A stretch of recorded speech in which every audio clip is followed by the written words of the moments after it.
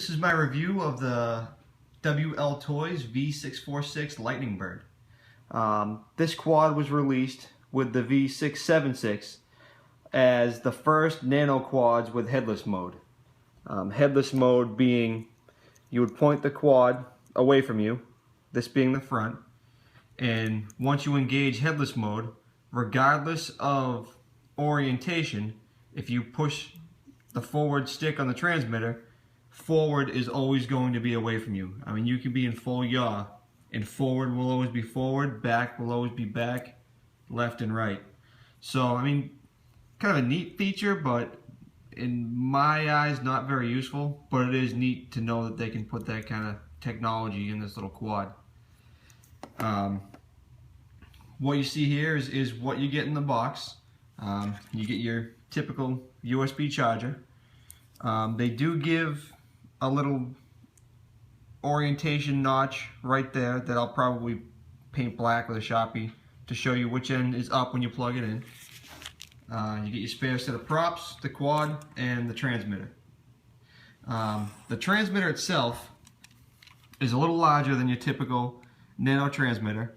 It has these big kind of concave thumb pads, and I tend to fly with my thumbs, so the pads suit me pretty well. It may be tough if you were a pincher, but the pads do come off. So you could put the 3D printed stick extensions on it, and that might suit a pincher a little better. You have your forward and backwards trim, your left and right trim, and you have these two shoulder buttons. The right shoulder button is for flip mode, so when you push that button, the transmitter constantly beeps to tell you that it's in flip mode. You would then push the right stick, left, right, forward, back, whichever direction you want to flip in. Once it does flip, it comes out of flip mode, which is a good feature.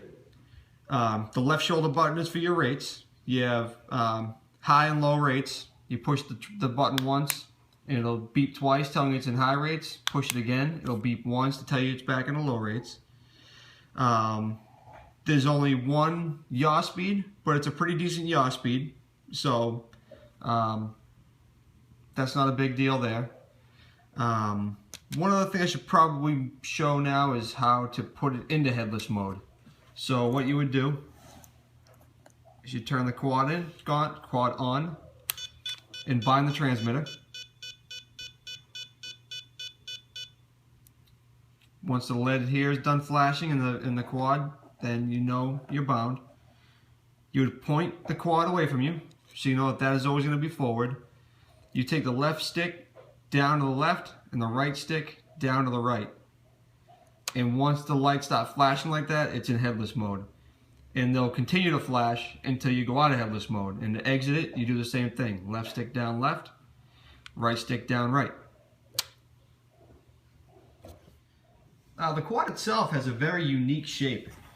You know, with all the cookie cutter CX10 clones and Q4 clones, it's kind of neat to see a new shape, and that's, you know, kind of what drew me to this quad.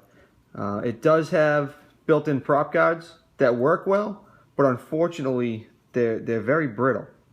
I broke one just flying around the kitchen here, and they're not serviceable. If you wanted to replace the prop guard, you have to replace the bottom shell of the quad, which I have seen available for like $1.50 or $1.99. So, you know, if you are going to order one of these, it may not be a bad idea just to you know, tag another lower shell onto the order, because it's going to break. You know, I may just order another one and then cut the prop guards off of this one when this finally snaps off all the way. You have your on-off switch in the back with your charging port. It has a 100 milliamp hour internal battery that's not serviceable. It is soldered to the board, but you could replace it if you were handy with a soldering iron. It takes about 30 minutes to charge the battery, and you get about 3-minute and 45-second flight times out of it. It does have a low voltage warning, but it's kind of useless, because once the low voltage warning comes into play and it starts blinking the lights, it almost immediately starts dropping out of the sky. So you really have to pay attention to how long you've been flying for. And at about the 3.5 minute mark, make sure it's somewhere that you can safely land it. Other than that, I think that's all I have to say about it. So we'll fly it around the kitchen here and give a quick flight test. All right, so we'll give a quick indoor flight test just to kind of show off the different features of the quad. So we'll start off in low rates, just to kind of show you that it is nice and easy to control in low rates. You can just kind of do nice slow circuits around the kitchen here. And you can see the yaw rate is pretty decent. That's low yaw rate, and that's in high rates, so the yaw never changes. But it's not a bad yaw. It's perfect for flying in the house. So we'll switch it into high rates here.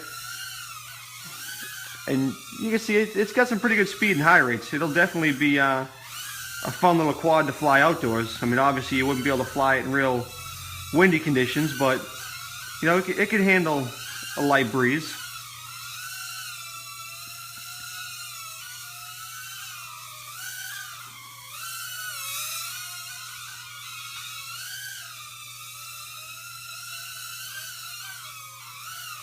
We'll give you a quick flip example here. So as you can see, it flips really nice. Nice, smooth flips, quick reaction. It gives a little bit of throttle just before the flip, just to give it a nice, perfect recovery. Forward, back, side flips, they're just flawless flips. WL Toys did a really good job when they were working out the algorithm for the flips. So we'll bring it back down here for a quick landing. A little rough landing there. And we'll put it into headless mode. And Lucy came out to check out what all the noise is about in here. And we'll give you a quick headless mode example. So obviously, there's forward, there's backward, and rotate it, backward, forward, right, left, full yaw, forward, backward, and full yaw. So it's kind of cool. I mean, if you were a beginner, it'd be a pretty neat feature just to kind of not have to worry about orientation. But after you've been flying for a while and you're used to using yaw to kind of do bank corners and stuff, and actually, believe it or not, headless mode gets a little disorienting, if that makes any sense. And the fact that the lights flash like that the whole time are also kind of disorienting. But I mean, all in all, it's stuck to the ceiling there.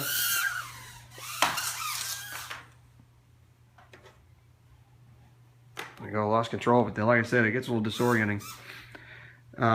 That's another thing I noticed is sometimes when you land it, it actually pulls itself back out of headless mode. I don't know if that's normal. We'll try it again real quick just to kind of see if we can prove that theory. So we'll take it off, fly it around a little bit.